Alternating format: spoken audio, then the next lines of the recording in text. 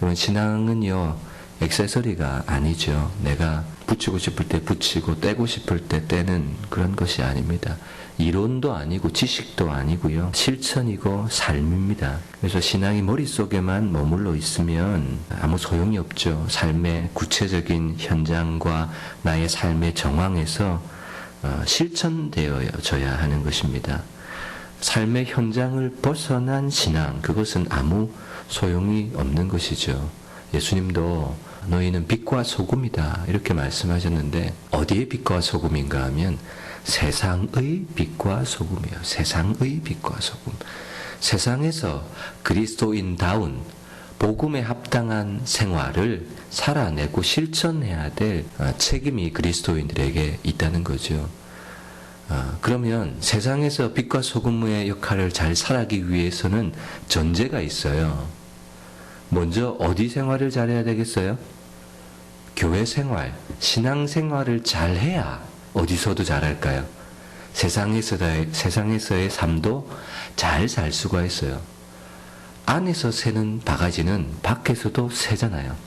교회 안에서 삶이 은혜스럽지 못하고 다투고 분쟁하고 허영이나 사치나 내가 너보다 잘났다 이런 교회 안에서의 삶도 삐그덕거린다면 세상에서의 삶은 보나마나예요. 세상에서의 삶은 교회 생활이 토대가 되고 기본이 되어야 세상에서도 인정받고 칭찬받고 빛과 소금의 역할을 감당할 수가 있는 것이고, 그래서 사도 바울은 뭐가 중요하다는 거예요?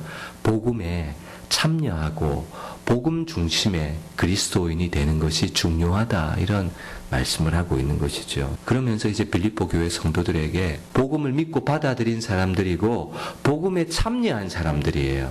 그러니까 어떤 삶을 요구해요? 복음에 합당한 삶을 요구하는 거예요. 근데 복음에 합당한 삶이요, 여러분 교회 안에서의 삶일까요? 세상에서의 삶일까요? 오늘 말씀을 잘 읽어보면 섞여 있는 것 같아요.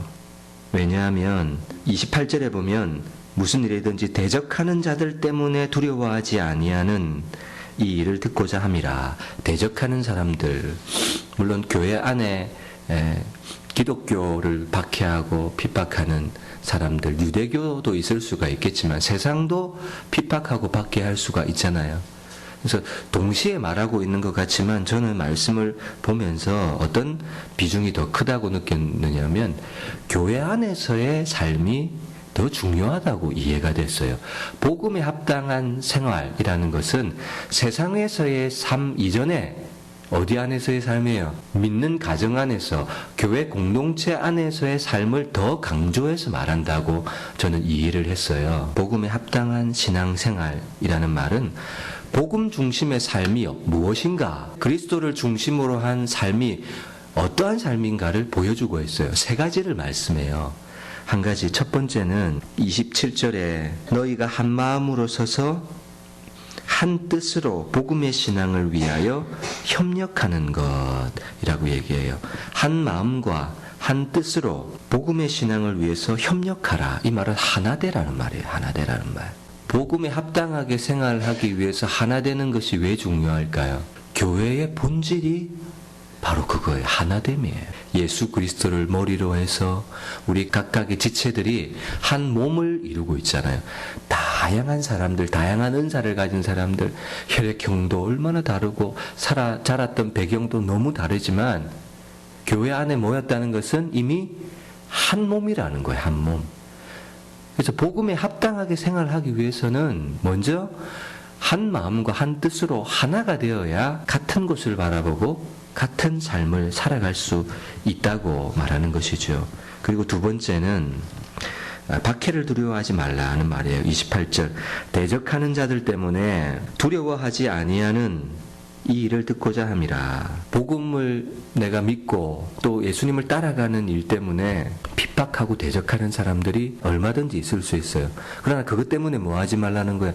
낙심하거나 절망하거나 두려워하지 말아야 된다. 그것이 복음에 합당한 삶이다. 세 번째는 29절에 그리스도를 위하여 너에게 은혜를 주신 것은 다만 그를 믿을 뿐 아니라 또한 그를 위하여 고난도 받게 하려 하심이라. 복음에 합당한 삶은 좋은 것만 있는 게 아니라 뭐도 받아요? 고난도 받는 거예요. 복음을 믿고 따라가면 반드시 뭐가 따라요? 고난이 있어요. 반드시 고난이 있어요. 하나되라라는 것과 박해를 두려워하지 말라는 것과 그리스도를 위해서 고난도 너희가 감당해야 된다. 이 세 가지가 모여서 복음에 합당한 삶이라는 것을 사도 바울은 빌립보 교회 성도들에게 이제 가르쳐주고 있는 것이죠. 근데 때로는 나는 복음에 합당한 삶이라고 생각해서 말하고 행동해요. 그래서 나 자신에게는 거리낌이 없어요. 나는 그것이 올바른 행동이고 처신이라고 생각했음에도 불구하고 오히려 그것이 복음의 장애가 되거나 하나님의 영광을 가리거나 또 교회를 욕되게 하는 그런 상황이 생기는 경우가 참 많지 않습니까? 자기는 의롭다고 하는 행동이에요. 자기 자신은 나는 이것이 복음에 합당한 삶이라고 생각해서 한 행동이고 말인데, 근데 그것 때문에 오히려 하나님의 이름이 모욕을 받고 영광이 가려지는 경우가 있더라는 것이죠. 로마서 2장 17절에 보면 유대인들에 대해서 이야기를 하면서 너희들은 유대인들은 율법을 의지하고 하나님을 자랑하고 율법의 교훈을 받아서 하나님의 뜻을 알고 그렇게 생활하지만 하나님의 이름이 너희 때문에 오히려 모욕을 받는도다 라고 하거든요. 그러니까 세상 사람들이 기독교를 욕하고 예수 믿는 사람들을 인정하지 않는 이유가 뭐냐 하면 뭐가 없기 때문이에요. 막 자기네들은 진리라고 얘기하고 예수 믿으라고 얘기하면서 나중에 뒤에서 호박씨 다 까고 있는 거예요. 알고 봤더니 세상 사람들보다 더 그리스도인들이 더 돈을 더 밝히고 더 비리가 많고 그러더라는 거죠. 그래서 뭘 보고 예수님을 안 믿느냐 하면 복음의 내용이라든지 진리의 내용 때문에 복음을 받아들여지지 않는 것이 아니라 그리스도인이라고 말하는 그 사람들이 살아가는 삶을 보고 나는 예수님 안 믿겠다 그러는 거예요. 네가 예수님 믿어? 그럼 나는 예수님 안 믿겠다. 복음의 내용은 뭐 두 번째, 세 번째예요. 내용이 안 믿어져서 나는 못 믿겠어요. 이렇게 말하는 사람보다 예수 믿는 사람이라고 하는 사람들이 살아가는 삶의 모습을 보니까 난 그러면 예수님 안 믿을 거야 라고 하는 경우가 훨씬 더 많더라는 거죠. 그래서 복음에 합당한 삶을 살아가라는 말은요 너무너무 중요한 말이에요. 빌립보 교회 성도들이 복음에 합당한 삶을 살아감을 통해서 선교에도 동참하지만 바울의 선교에도 물질로 주고받는 일에 동참했지만 그들 스스로가 복음에 합당한 삶을 살아감을 통해서 모두 되어 선교와 전도가 되는 거예요. 선교, 전도 별 다른 게 없어요. 자기 자신이 온전한 한 사람의 그리스도인으로 살아가는 모습을 보여주는 거예요. 그래서 직분보다 어쩌면 더 중요한 것이 목사이기 이전에 권사, 집사, 장로이기 이전에 나는 한 사람의 진실한 그리스도인이 되고 싶습니다. 여러분 이 고백이 어쩌면 더 중요한지 몰라요. 그죠? 한 사람의 진실한 예수님의 제자이고 싶어요. 이런 고백이 더 좋아요. 그런 삶이 더 중요하다는 거죠. 복음에 합당한 삶에서 가장 중요한 것이 첫 번째 하나됨이에요. 교회를 세우는데도 하나됨이 필요하고 교회의 본질이 하나됨이고 하나님과 나도 예수 그리스도 안에서 연합되었다. 이 말이 하나 되었다는 말이고 그리고 여기 보면 각각 자기 일을 돌아볼 뿐더러 곧 각각 다른 사람의 일을 돌아보아 나의 기쁨을 충만하게 하라. 이 말은 이제 교회 안에 서로 지체가 하나 되었다는 말이거든요. 그래서 교회가 하나 되지 않고서는 하나님이 기뻐하시는 일들을 행하기가 어려워요. 사단은요 뭐 하는 자입니까? 이간질하는 자, 분열시키는 자, 나누는 자예요. 그래서 어떻게든 교회를 나누는 그런 역사를 사단이 하고 있거든요. 하나됨을 깨뜨린다는 말이에요. 그리스도의 몸을 깨뜨린단 말이에요. 그래서 막 두세 무리로 나누어지고 고린도 교회는 바울파다, 아볼로파다, 개바파다, 나는 이파 저파도 아니다, 나는 예수파다, 그리스도파다, 다 하나 되지 못한 하나 되지 못하니까 교회 안에서, 고린도 교회 안에서 어떤 문제가 생깁니까? 교회 안에서 서로 고소하는 거예요. 그러니까 교회 안에서도 영광이 안 되고 교회 밖에서도 교회를 보면서 교회를 손가락질하는, 복음에 합당한 삶을 살아가지 못하는 그런 일들이 있더라는 거죠. 그래서 예수 그리스도를 중심으로 하나의 유닛을 이제 가지고 있는 것이 교회의 중요한 본질이라는 거죠. 세상의 이익단체와는 전혀 다른 공동체잖아요. 그래서 예수님도 요한복음 17장에 보면 예수님께서 제자들을 위해서 기도하시는 기도의 내용이 나와 있어요. 그리고 제자들을 통해서 세워질 또 다른 교회를 위해서 기도를 하시는데요. 보세요. 내가 비옵는 것은 이 사람들만 위함이 아니요. 이 사람들은 제자, 지금 세워진 제자들 교회, 그 사람 제자들만 위함이 아니요, 또 그들의 말로 말미암아 제자들의 전도로 인해서 나를 믿는 또 다른 사람들, 또 다른 교회를 위해서 기도한다, 그 말이에요. 그래서 21절에 나와 있죠. 아버지여, 아버지께서 내 안에 내가 아버지 안에 있는 것 같이 그들도 다 하나가 되어 하나가 되게 해달라는 거야. 그러니까 교회가요, 초대교회의 모습도 한번 보세요. 다 흩어졌던 사람들이, 부인했던 사람들이 다 모여서 사도들과 예수님의 어머니와 형제들이 모여서 오로지 기도하기에 힘쓰니라, 한 마음과 한 뜻이 되어서 일치되어서 복음에 합당한 그런 모습들을 보여주고 있는 것이죠.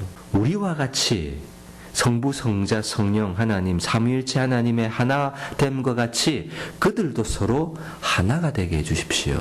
그러니까 교회가 얼마나 하나됨이 중요한가를 보여주고 있는 것입니다. 그리고 두 번째는요, 대적하는 자들 때문에 두려워하지 말라는 겁니다.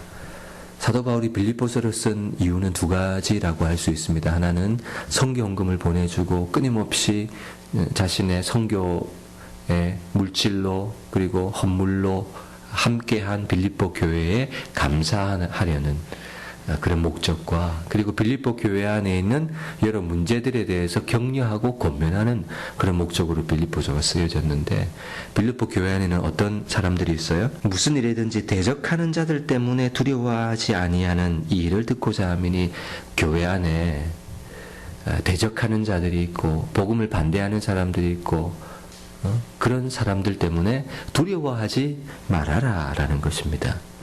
복음이 전파되는 곳마다 사단의 역사가 있어요. 어떤 사람을 전도하려고 하면 꼭 사단의 영적 방해가 있고요.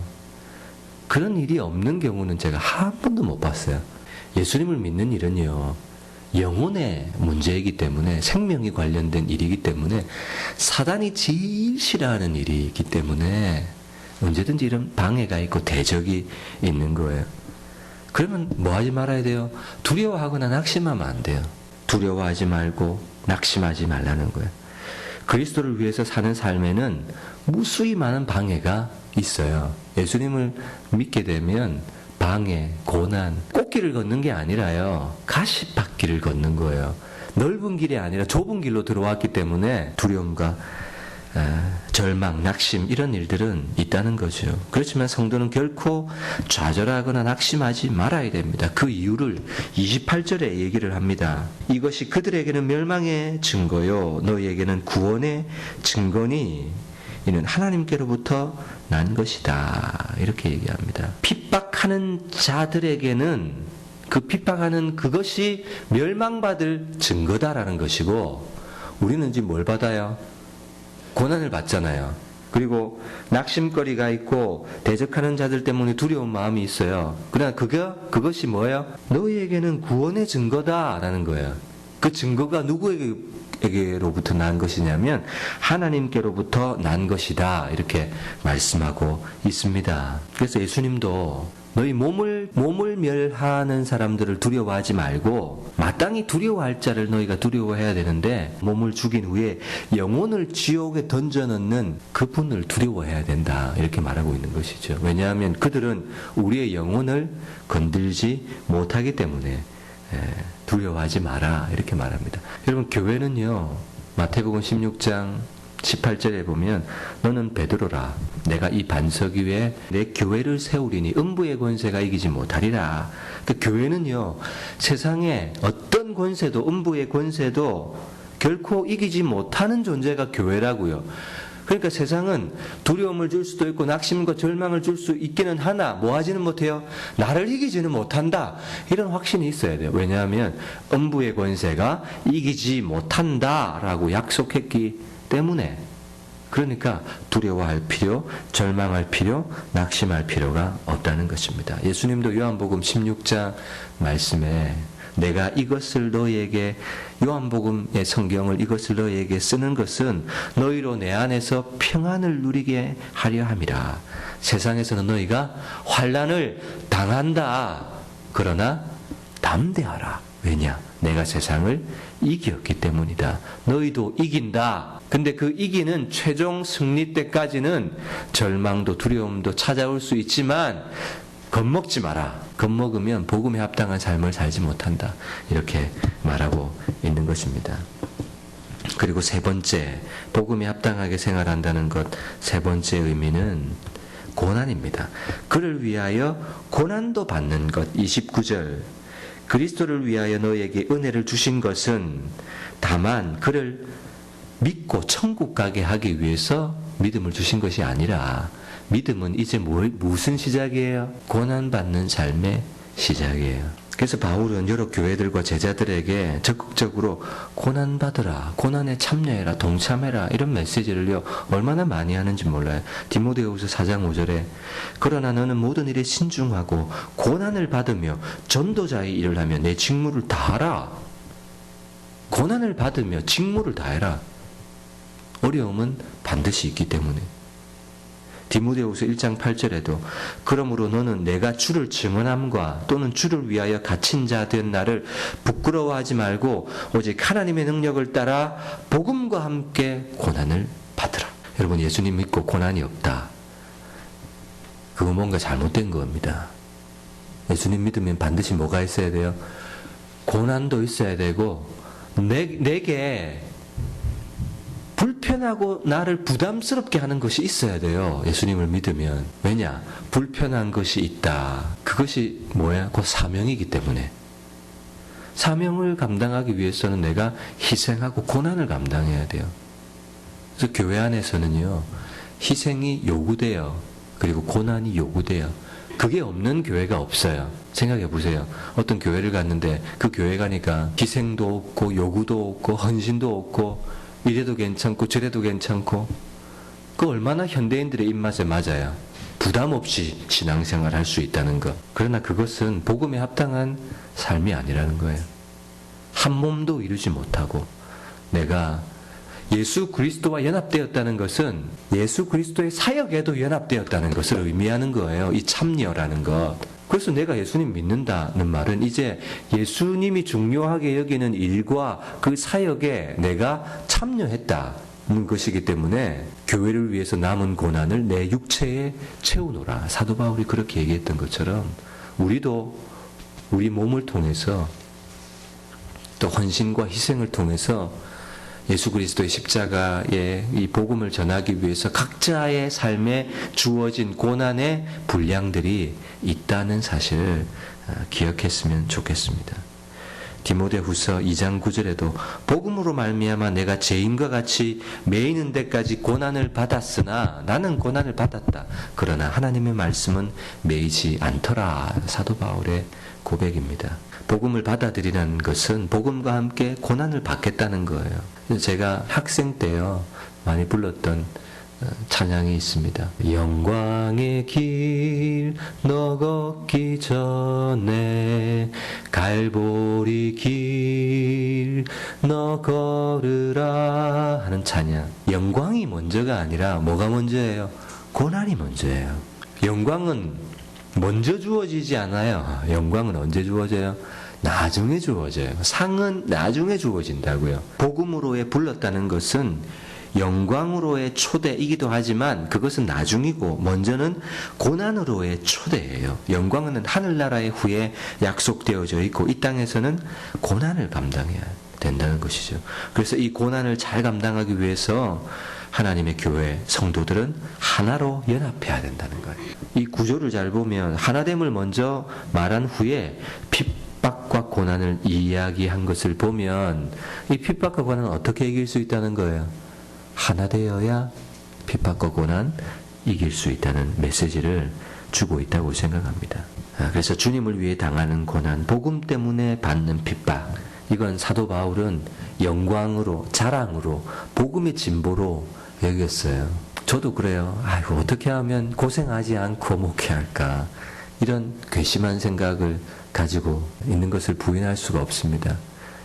이 시대 많은 그리스도인들도 예수님 믿고 어떻게 하면 고난을 받지 않고 폭풍우를 만나지 않고 나의 항해를 잘 갈 수 있을까? 그런데 성경이 이 고난을 분명히 말하고 있다는 사실을 기억했으면 좋겠습니다. 29절 말씀 다시 한번 보세요. 그리스도를 위하여 너희에게 은혜를 주신 것은 다만 그를 믿을 뿐 아니라 그를 위하여 고난도 받게 하려 하심이라. 은혜를 받았으면 이제 그 은혜는 고난을 넘어서는데 그 은혜의 에너지가 사용되어야 한다는 것을 여러분들이 기억했으면 좋겠습니다. 그래서 고난도 사람들이 은혜라고 말하잖아요. 다윗도 내가 고난받음이 내게 유익이다, 이를 통해서 내가 하나님의 말씀을, 하나님의 율례를 배우게 되었나이다, 이렇게 말하고 있습니다. 그래서 고난을 통해서 하나님의 위로를 깨달아야, 고난받은 사람이요, 고난받는 사람을 잘 위로하더라고요.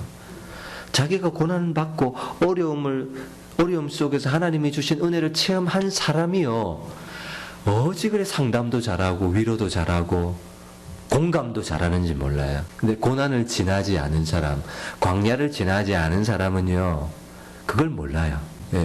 참 개척교회 하니까 도움을 많이 받아요. 근데 누구의 도움을 많이 받는 줄 아세요? 큰 교회 도움 많이 받는 게 아니고요, 개척교회로부터 도움을 많이 받아요. 신기하죠? 그러니까 개척교회 자기가 해보니까 개척교회 목사의 마음을 아는 거예요. 같은 상황과 그런 형편 가운데 있어봐야 그 사람의 마음이 공감이 돼요. 그게 뭐예요? 하나됨이잖아요. 하나됨. 그래서 사도 바울이 빌립보서 이 말씀을 통해서 복음에 합당한 삶을 살기를 원한다. 그 삶은 먼저는요, 교회 안에서 이 삶이 사라져야 돼요. 이 삶.